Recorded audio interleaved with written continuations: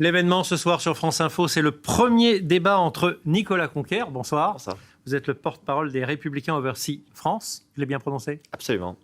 Et James Cohen, bonsoir. Bonsoir. Vous êtes membre des Democrats Board France. Alors, ce débat, tous les vendredis, générique. Et honneur à vous, Laurent Saïm, pour la première question. Merci pour l'honneur. Je vais m'adresser aux représentants républicains.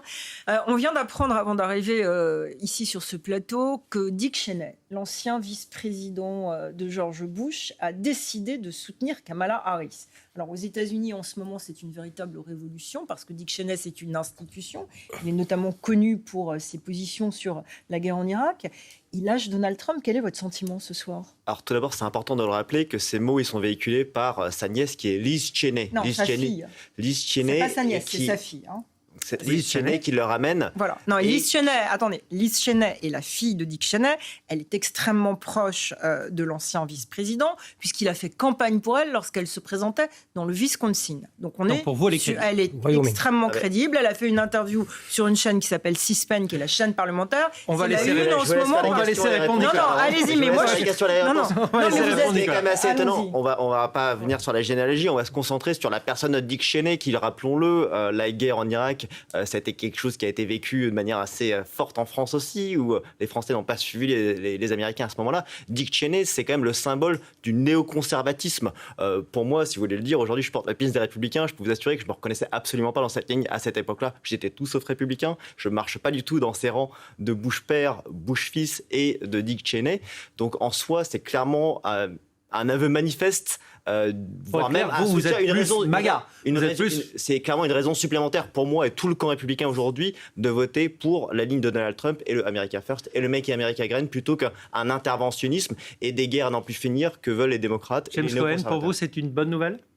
Écoutez, c'est pas une mauvaise nouvelle. Le père et la fille rallient la campagne de Kamala Harris parce que tout en restant extrêmement conservateur, néoconservateur, je vous l'accorde, dans le cas de Dick Cheney qui mérite d'être, à mon avis, en prison à vie pour pour ses agissements. Pour ses agissements à l'époque de la guerre en Irak, il y a une vingtaine d'années. Mais bon, que ces personnes et quelques autres, une poignée d'autres républicains rallient Kamala Harris, ça montre qu'il y a quelques personnes, au moins, qui sont inquiets pour la démocratie et qui considèrent que leur adhésion partisane passe au second plan cette fois-ci. Alors, je voudrais vous entendre tous les deux sur un point qu'on a vu dans le sujet. Donald Trump veut s'attaquer à la fonction publique américaine et ainsi résorber les déficits. Il estime non seulement qu'ils sont partisans, mais également qu'il y a du gâchis financier. Il a raison ? Du gâchis financier, je ne sais pas pourquoi il est autorisé à parler de ça. Il y a eu beaucoup de dépenses, oui. Le gouvernement, l'administration Biden a été dépensière, oui, à une époque où...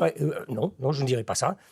Soyons un peu keynésiens. Revenons à l'époque de Roosevelt et essayons quelques comparaisons, peut-être un peu hasardeuses, mais Biden, en tout cas, l'administration Biden a été obligée d'être à la hauteur de la situation en 2020, à l'époque de la pandémie, était obligé aussi d'être à la hauteur de la situation économique. On a créé, grâce à quelques lois votées avec une très, très courte majorité au Congrès sous Biden, des lois qui créent beaucoup d'emplois, qui renforcent des industries, qui renforcent le commerce international et qui sont ce que le gouvernement est censé faire. Ce n'est pas un excès. Donc, Nicolas Conquer, vous êtes d'accord? Évidemment des excès, on le voit, la loi dont il est question, elle est très mal nommée, elle s'appelle le Inflation Reduction Act, qui est assez cocasse parce que dans son nom, dans une vision de réduire l'inflation, elle n'a fait qu'augmenter cette inflation aux États-Unis sous l'administration Harris-Biden. C'est plus 20% sur les dépenses alimentaires, sur l'énergie, sur le carburant, donc c'est vrai cynique. Et Kamala Harris, elle a joué un rôle primordial parce qu'elle était le tiebreaker, c'est elle qui a apporté son vote et donc elle est effectivement co-responsable de ce bilan-là. Derrière, les dépenses au niveau fédéral, c'est de la catastrophe d'un côté comme de l'autre, où il y a eu sans cesse des dépenses et des budgets qui s'opèrent sur un déficit. D'un côté comme de l'autre, ça veut dire républicains et démocrates? Il y a eu des volontés et il y a des mesures fortes à faire et des dépenses à aller optimiser et des coûts à les maîtriser. Et de fait, c'est pour ça que des gens qui sont issus de la société civile, des gens comme Donald Trump, mais des gens qui pourraient venir comme des Vivek Ramaswamy, qu'on a vu à la candidature à la primaire républicaine, mais également des gens comme Elon Musk, qui sont vraiment en mesure d'envoyer des fusées sur Mars seront à même d'aller assainir les finances Laurent, et d'aller voir dans un peu une là où il y a des seconde, économies mais à chercher. Elon Musk, pour moi, c'est aussi quelqu'un d'un peu foutraque, qui a changé le siège de sa société en une seule nuit, qui a fait déménager tous ses salariés. Lui, à la tête d'un audit sur l'administration publique, c'est sérieux ? C'est aussi quelqu'un qui fait atterrir des fusées et qui les fait revenir. C'est un entrepreneur qui a de nombreux succès à son actif. Quelqu'un qui est innovateur et qui est quelqu'un qui sait comment on crée de la valeur et pas juste en se finançant sur l'argent public. Donc c'est quelqu'un qui crée des entreprises, crée de la valeur. Et aujourd'hui, des modèles, il façonne la manière qu'on a de conduire, la manière qu'on a de communiquer et la manière peut-être de communiquer et d'envoyer des fusées sur Mars. Donc je pense Question de nos experts. Laurence. Alors moi, je voudrais vous poser maintenant une question aux représentants démocrates que vous êtes. Vous avez employé il y a quelques instants le terme keynésien. Vous vous sentez comment par rapport... Keynésien, pas keynésien. D'accord. Alors, mais en tout cas, pardon, j'ai fait une erreur, je le reconnais, mais vous vous sentez comment par rapport au ralliement de Robert Kennedy Jr. à Donald Trump ? Le mot Kennedy est quelque chose d'extrêmement important. La dynastie Kennedy aux États-Unis compte énormément. Je viens moi-même de Massachusetts. J'ai eu Edward Kennedy comme sénateur pendant pas mal d'années. Robert Kennedy, je ne le reconnais pas comme un Kennedy. Je pense que la plupart, il est quand même Kennedy. La plupart de sa famille l'a renié aussi. Mais c'est une bonne chose ou une mauvaise chose Je voyais venir venir ce ralliement à Trump et je pense que c'est une chose détestable. D'accord. Mais est-ce que vous pensez que Kamala Harris a fait une erreur puisqu'on a appris qu'elle avait refusé de le recevoir et que comme il a été très vexé, ensuite il a été voir Donald Trump. C'est une erreur de la part de Kamala Harris de ne pas avoir reçu Kennedy. On a employé tout à l'heure le mot foutraque. Je pense que ça s'applique par excellence à Robert Kennedy. C'est pas quelqu'un à prendre au sérieux. Donc vous rejetez complètement le neveu de Robert Kennedy. Ah oui. Question de notre autre expert, Dominique Simonet. Oui, je voulais revenir on était un peu sur l'économie, je voulais revenir sur il y a quelque chose moi qui me pose question parce que d'un côté il y a des investissements qui sont prévus par les démocrates, donc ça veut dire des dépenses publiques. Et de l'autre côté, les Républicains, vous voulez réduire massivement les impôts. Hein, c'est quand même le programme de Donald Trump, ce qui veut dire que les recettes de l'État vont baisser. Donc des deux côtés, la charge de l'État va être plus importante. Et comment vous faites ? Alors comment vous faites pour on commence par Nicolas. Pour résoudre. Comment on fait ? On se croirait en France. Et pour résoudre ces deux choses hyper importantes, c'est-à-dire la dette qui est considérable. Hein. On parle de 35 000 milliards de dollars. Est-ce qu'on peut imaginer ce que ça veut dire ? C'est-à-dire 122% du PIB et le déficit public, hein, la différence entre recettes et dépenses, 1 900 milliards de dollars. Donc, il y a un endettement et il y a une situation... Trump, 45e président des États-Unis, il a un bilan avec lui. Il a un bilan dans la mesure où on a vu qu'il avait quasiment résorbé le chômage, effectivement, avant la crise pandémique, sur lequel j'attends mon confrère là-dessus. Mais de fait, il y a eu des efforts de relancer une économie en allégeant la fiscalité sur les entreprises, des grandes réformes de fonds qui permettent également de permettre à l'économie américaine de prospérer et d'embaucher et d'avoir une création de valeur qui justifie qu'il y a une croissance sans inflation, contrairement à ce qu'on a pu voir sur cette administration Harris-Biden, dans laquelle ils n'ont fait que créer de l'argent qui n'était pas adossé de la valeur et donc qui a dévalué le dollar et fait perdre significativement en pouvoir d'achat les Américains, augmenter le prix de l'immobilier et baisser les travails réels, les salaires réels ont effectivement fortement diminué dans cette administration Harris-Biden.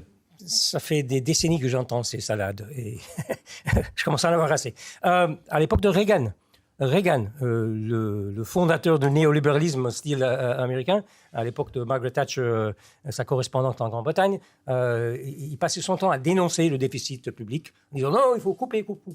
Mais en fait, qui a explosé le déficit public si ce n'était pas Reagan avec des dépenses militaires, ce qu'on appelait à l'époque le keynésianisme militaire. Il y a beaucoup d'hypocrisie dans ces discours de la dette publique. La dette est là, elle est soutenable jusqu'à nouvel ordre. Il est vrai que le dollar a un privilège dans le système mondial, mais c'est une autre question. Allez, mi-temps du débat. On file aux États-Unis parce que Washington calling.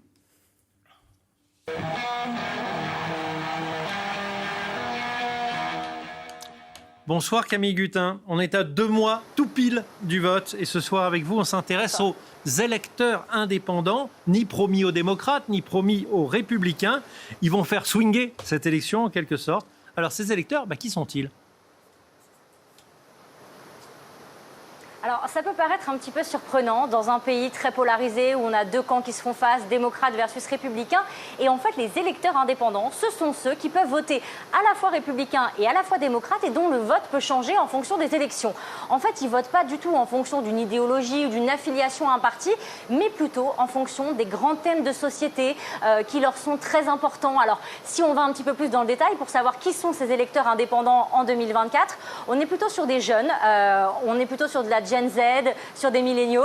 70% d'entre eux n'ont pas de diplôme d'études supérieures. Et puis surtout, leur priorité, alors c'est d'abord en numéro 1 l'économie, en numéro 2 la sécurité, et ensuite très très proche arrivent les thèmes de l'avortement. Ce sont ces thèmes-là qui vont décider leur vote en 2024. Et puis surtout, les électeurs indépendants ne vont pas non plus voter à chaque fois, donc il faut vraiment les mobiliser. Et c'est pour ça qu'ils vont être clés dans cette élection.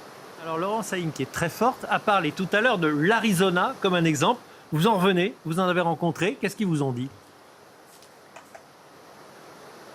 Oui, alors justement, il faut savoir déjà qu'en Arizona, c'est très important, il y a à peu près un tiers d'électeurs indépendants, donc c'est à peu près à la louche, hein, il y a un tiers de démocrates, un tiers de républicains, un tiers d'électeurs indépendants, donc ils sont extrêmement importants. Alors la première chose, moi, qui m'a frappée, c'est tout d'abord qu'ils nous ont dit on n'a pas vraiment d'informations sur le programme. On connaît bien Kamala Harris, on connaît bien Donald Trump, mais on ne sait pas vraiment ce qu'ils nous proposent, donc on va regarder le débat avec beaucoup d'attention. La deuxième chose qui nous a beaucoup frappé aussi avec ma caméraman Alice Sangouar, c'est de se dire qu'ils étaient extrêmement ouverts. Oui, ils sont indépendants, mais ils ont forcément une petite inclinaison un peu plus démocrate ou un peu plus républicain. Mais ils nous ont dit, nous, on est totalement prêts à changer d'avis. S'il y a une nouvelle information qui arrive, quelques semaines avant l'élection présidentielle, on n'exclut pas finalement de voter autre chose que ce qu'on avait prévu. Et aussi, on a rencontré des gens qui, justement, votent parfois républicains, parfois démocrates. On a rencontré un homme, par exemple, 30 ans qu'il vote républicain, et il nous a dit, moi, en 2020, ce qu'a fait Donald Trump, son attitude vis-à-vis des résultats de l'élection de 2020, ça m'a presque donné maintenant envie de voter démocrate. Il hésite encore. Puis sur les campus, en Arizona, on était à Tucson, et là, on a rencontré des jeunes qui étaient sûrs et certains de voter démocrate. Et puis, ils nous ont dit, finalement, la position de Biden vis-à-vis de Israël et la Palestine, et puis on habite en Arizona, la question de l'immigration, c'est très important pour nous. On considère finalement qu'on va peut-être plutôt voter républicain, et ils sont un peu plus à même de répondre à ces problématiques-là. C'est passionnant ce que vous nous dites. Alors, on va réagir autour de ce plateau. Mais avant, je voulais signaler que votre reportage sur l'Arizona et vos reportages vont passer dans les journaux de 20h. Il y aura une page spéciale dans le 20h de France 2 mardi soir avec ce reportage notamment. J'attire déjà les téléspectateurs pour qu'ils regardent et puis qu'ils nous suivent après parce qu'on débriefera. On sera juste avant le débat. Un dernier mot, Camille. Ces électeurs, ceux qui vont faire swinger l'élection avec les fameux swing states, ils peuvent totalement inverser les résultats. Oui, exactement. Alors, ce qui est un petit peu compliqué, c'est de connaître leur nombre. Parce qu'en fait, qu'est-ce que vraiment un électeur purement indépendant ? Mais selon un dernier sondage extrêmement sérieux par l'Institut Gallup, en 2023, il y avait 43% des Américains qui se disaient, en tout cas, électeurs indépendants. Ça ne veut pas dire qu'ils seront forcément autant pour l'élection, mais c'est vrai que dans des États extrêmement serrés, comme en Arizona, où vous le disiez très bien, ça se joue à quelques milliers de voix près, eh bien, ils peuvent faire pencher l'élection dans un camp et comme dans l'autre. C'est pour ça qu'aujourd'hui, la stratégie des candidats, c'est d'abord, de les mobiliser, de leur dire il faut absolument qu'ils aillent voter, et puis 2, de quadriller le terrain, de frapper aux portes pour faire passer leur message et qu'ils aillent voter soit républicains, soit démocrates. Merci Camille, c'était passionnant. Quelques mots autour de cette table et après on reprend le débat. Laurence ou Dominique. C'est passionnant d'avoir choisi l'Arizona parce que c'est effectivement un État très important pour l'élection. C'est un État jeune, je crois que la moyenne d'âge est moins de 40 ans. C'est un État aussi qui bouge beaucoup. Et c'est un État où il va y avoir pas mal de jeunes qui vont voter pour la première fois. Et parmi ces indépendants et ces indécis, d'une manière générale, sur le territoire américain, on compte qu'il y a à peu près 16 millions de primo-votants, comme on dit, c'est-à-dire de jeunes qui vont pour la première fois. Et ils sont plutôt Kamala Harris. On dit qu'ils sont plutôt Kamala Harris. Alors après, il faut voir État par État, mais ça peut faire des différences en voix importantes. Et notamment dans l'Arizona, on compte qu'il peut y avoir une petite une petite poussée de ces jeunes qui va en faveur de Kamala Harris. Je rappelle que c'était 10 000 voix, la différence, 10 000 voix. Laurence, un mot, et après on reprend le débat. Moi, j'insiste aussi sur ce que Camille a très bien souligné, c'est-à-dire cette versatilité des électeurs. On ne sait absolument pas ce qui va se passer, et c'est la première fois que des gens changent si vite d'opinion. Et ils vous disent « Ah, j'étais démocrate, mais je vais voter Trump » ou « Ah, je déteste Trump maintenant, je vais voter démocrate ». Ça ne s'est jamais vu. Et ce qui me frappe depuis mon retour ici, c'est d'essayer d'expliquer aux Français, attention, il y a une versatilité comme jamais. Regardez ce qui s'est passé sur le débat télévisé entre Joe Biden et Donald Trump.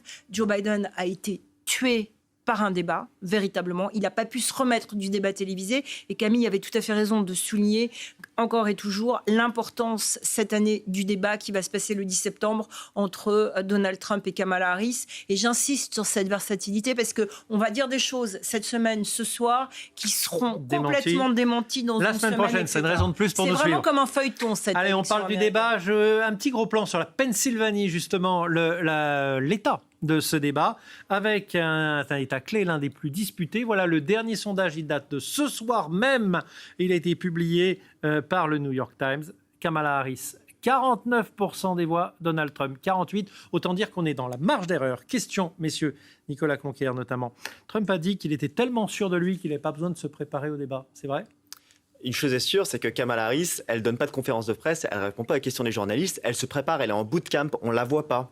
Elle est vraiment mobilisée et on sent qu'elle a beaucoup à perdre lors de ce débat. On rappelle encore une fois que Joe Biden a été éteint lors du débat du 27 juin. Donc est-ce qu'on va assister à un nouveau phénomène ?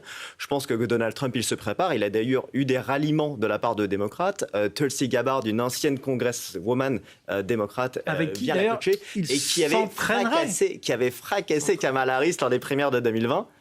Maintenant, c'est surtout de se dire, il est confiant, c'est un exercice qu'il maîtrise, il y a les termes qui ont été mis d'accord, il n'y a qu'un seul débat, ce qui est très très peu pour scruter tant la personne, le bilan que le programme de Kamala Harris. Aujourd'hui, si vous allez sur le site, aujourd'hui on est à 60 jours de l'élection, si vous allez sur le site de Kamala Harris, vous pouvez faire des dons, vous pouvez vous inscrire, mais vous ne pouvez pas voir la moindre proposition qui est faite sur le site. Florence. Alors, pour enchérir sur ce que dit Nicolas, dans les faits, il y a pas mal de journalistes avec lesquels je parle, comme David Thompson de RFI, il y a aussi quelqu'un qui est spécialiste qui s'appelle Frank Luntz, qui ont fait des études sur le nombre d'interviews depuis sa nomination que Kamala Harris a fait et le nombre d'interviews que Donald Trump a fait. Donald Trump, dans les faits, a fait 35 interviews, Kamala Harris a fait une seule interview. Mais utilisé par les Trumpistes, cet argument, dans les faits, ce n'est pas si juste que ça. Parce que lorsque vous parlez aux stratégistes démocrates, ils vous expliquent que Kamala Harris, elle était vice-présidente, on ne la voyait pas, et qu'il fallait la faire connaître. Et qu'il fallait, dans la première phase, après la convention, la rendre sympathique. Et donc, pas la faire apparaître. Et donc, c'est pour ça qu'on voit ces vidéos sur TikTok, c'est pour ça qu'elle est très en retrait. Visiblement, il y a une volonté de la campagne démocrate de la montrer impitoyable procureur, parce qu'elle a été procureure et elle a souvent été redoutable lorsqu'elle était procureure au moment du débat qui va être si important. Kamala Harris, elle ne pourra plus se cacher mardi. Elle ne se cache pas. Elle ne se cache absolument pas. Elle a fait un entretien avec son colistier il y a 10 jours environ à CNN. Il va y avoir d'autres conférences de presse et d'autres interviews, ne vous inquiétez pas.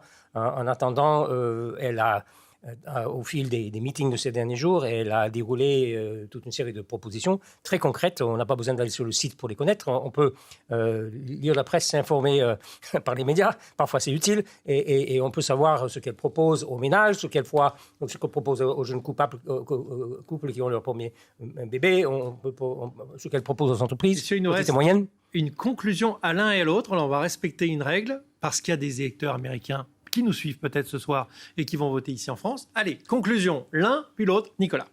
Donc là, à 60 jours de cette élection qui va être capitale, on a le choix de soit se repartir donc, dans un deuxième bilan qui sera absolument la continuité de ce qu'est l'administration Harris-Biden. Si Kamala Harris arrive, c'est pas au premier jour, elle va être dans la continuité de ce premier mandat dont elle est co-responsable avec Joe Biden, et donc ça ne va faire que précipiter l'économie américaine dans le gouffre, et on va voir encore une fois des atteintes à la liberté d'expression. Aujourd'hui, je pense que les Américains de tous bords sentent qu'ils étaient mieux il y a 4 ans sous Donald Trump qu'aujourd'hui, et je pense qu'ils vont avoir envie de renouveler cette expérience et de refaire confiance à ce Big Tent Rally qu'est le Parti républicain d'aujourd'hui. À vous. Faites-nous peur. Cette campagne de Kamala Harris et de Tim Walz se déroule dans une certaine joie. On n'a pas besoin de faire peur aux gens pour les faire voter, pour les faire adhérer à quelque chose qui ressemble à un projet social et économique, loin de ce qu'on voit côté républicain où la seule proposition consiste à baisser les impôts et faire des réductions d'impôts, notamment pour les plus riches. Je pense qu'il y a côté démocrate de quoi être très optimiste. Et d'ailleurs, si vous êtes en France ou en Europe et si vous écoutez cette émission, vous n'êtes pas encore inscrit sur les listes électorales, vous pouvez écrire tout de suite à votefromabroad.org et vous pouvez très, très, très vite recevoir votre bulletin avant la date limite. Eh bien, le message est passé. Messieurs, on se retrouve avec plaisir vendredi prochain. On débriefera ensemble le débat. Merci beaucoup. Vous le savez, parce que vous avez l'habitude de regarder l'émission, le Money Time arrive maintenant. C'est le moment, la carte blanche. Et elle est ce soir pour Laurent Saïm, Money Time.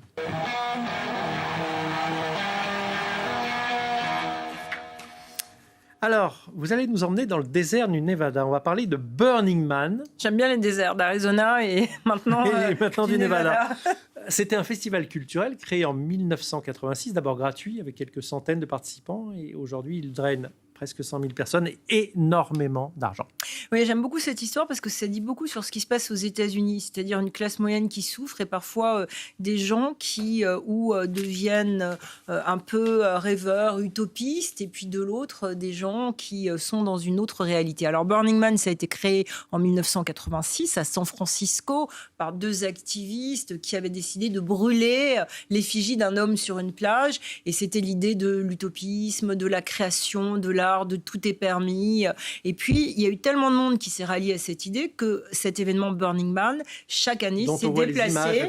Et donc, il s'est installé dans le désert du Nevada avec des milliers et des milliers de personnes qui sont arrivées. Et en 2024, moi, ce qui me frappe, ça s'est terminé il y a quelques jours, c'est des milliers de personnes. Il y a plus de 70 000 personnes qui sont arrivées, mais il y a les jets privés qui sont arrivés. Parce que Elon Musk, il y a quelques années, a été à Burning Man en disant « Oh là là, mais c'est une chose extraordinaire, c'est une véritable expérience. On fait la fête toute la nuit, il y a beaucoup de choses qui se passent, dont on ne parlera pas en direct sur cette antenne, il y a de la créativité, etc. Et de la drogue. Et de la drogue et de l'alcool. Alors voilà, il y a plein de choses qui se passent. Et donc, pour les milliardaires de la tech, c'est the place to be. Vous avez le festival de Cannes à un moment où il faut aller, mais alors surtout le désert du Nevada, il faut y aller. Et là, en 2024, eh bien, selon nos confrères de Bloomberg, il y a eu des centaines de petits jets privés qui sont arrivés dans le désert du Nevada. Ça a été d'une certaine manière très compliqué à gérer pour les organisateurs de Burning Man. L'aéroport, il est en plein milieu du désert, il s'appelle NV88. Il a été fait par des volontaires pour accueillir tous ces jets privés. Et alors, les hippies avant dormaient sous des tentes ou à la belle étoile en chantant John Lennon. Et là, alors pas du tout. Les milliardaires de la tech et même les milliardaires de New York, avec leurs jets privés, ont fait venir leurs chefs. Ça coûtait mais vraiment une fortune, leurs invités. Il y a même, d'après nos confrères de Bloomberg, des New-Yorkais qui ont décidé de demander à un restaurant japonais très célèbre à New York d'envoyer des sushis. Et on est un peu dans cette Amérique où l'inégalité économique, par moment, frappe au détriment de la classe moyenne. C'est un argument massif pour une certaine campagne, et on a envie de dire à tous ces Américains, attention aux excès. Et Burning Man, pour moi, ce soir, dans cette carte blanche, représentait quelque chose qui parfois se passe aux États-Unis, et on aurait envie de dire à ces gens, attention à ces excès, restez bien les pieds sur terre. Une phrase de Dominique, une phrase sur le Burning Man. C'est un peu comme les braderies qui sont monopolisées par les antiquaires, quoi, en fait, en quelque sorte. Alors, je ne connais pas trop, mais je connais plus Burning Man. Moi, je connais la plage, c'est Baker Beach à San Francisco, où était la première statue en 86. Je ne l'ai pas vue, moi, personnellement, mais c'était vraiment hippie. C'était là. Bien loin. Voilà, on est très loin de ça, mais malgré tout, ça reste assez beau quand même, parce qu'il y a d'abord des réalisations artistiques extraordinaire. Mais ça coûte beaucoup d'argent, alors qu'au départ, les hippies sur la plage de Baker Beach, ils étaient là en train de dire, on joue notre petite guitare, on fait brûler quelque chose. Et là, c'est devenu un phénomène artistique, mais qui coûte tellement d'argent. Oui, alors, et qui détruit l'environnement.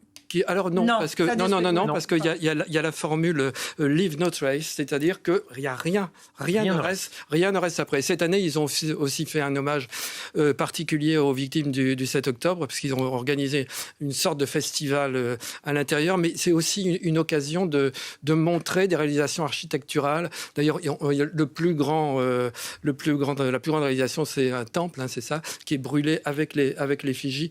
Donc oui, c'est vrai que ça se boboise peut-être un peu, mais enfin, c'est quand même pas mal en même temps, non ? Allez, je suis obligé de vous couper la parole, je suis désolé. Sans excès de sushis apportés par avion privé, oui, New York, avec des gens qui après disent attention au réchauffement climatique. Voilà, merci à tous pour cette belle semaine de l'heure américaine. On se retrouve bien évidemment dès lundi avec Julien Benedetto. Dans quelques instants, votre bulletin météo et puis le grand journal de 23h présenté par Florence Thiel. On se quitte sur ces images de chaleur extrême en Californie, 45 degrés dans certains quartiers de Los Angeles, dont je rappelle que c'est la deuxième ville des États-Unis, des incendies géants aux portes de la ville. La question de l'environnement, grande absente de la campagne pour le moment, mais ça pourrait changer en fonction du débat. On se retrouve avec plaisir et vendredi prochain pour le débat.